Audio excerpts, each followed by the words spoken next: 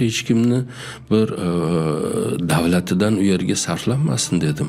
Qanday qilib men qurdirgan masjid boshqa birini nomida bo'lishi mumkin deb me'mor bilan gaplashibdi. Uni chaqirib dediki, kimdir bu yerga pul sarfladimi mendan boshqa? Podshohim yo'q, sizdan boshqa hech kim bu yerga pul sarflagani yo'q.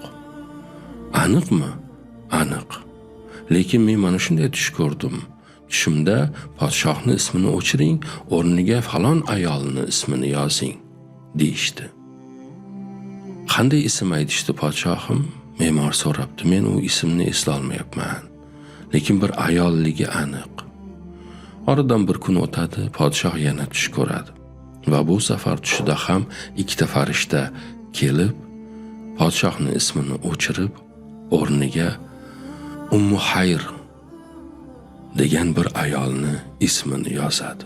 Ana undan keyin podshoh bu tushni ko'rgandan keyin ertasi kuni xizmatkorlariga aytib, Ummu Hayr ismli bir ayolni qidirishga buyuradi, bunday vazifa qiladi. Ayolni darhol qidirib topishadi. Podshoh ayolni huzuriga chaqirtirib deydiki, sen biz chiqargan buyruqni eshitmadingmi? Bu masjidga podshohdan boshqa hech kim bir chaqa ham sarflashi kerak emas, qattiq jazolanadi degan buyruqni eshitmadingmi deganda podshohim eshitdim. Zotan agar men istasam ham buni qila olmayman, chunki men kunlik hayotimda bugungi yeydigan taomimni arang qiynalib topadigan bir ahvoldaman. Men u masjidga bir yordam qilishim mumkin emas. Men bunday bir urinishda bo'lmadim.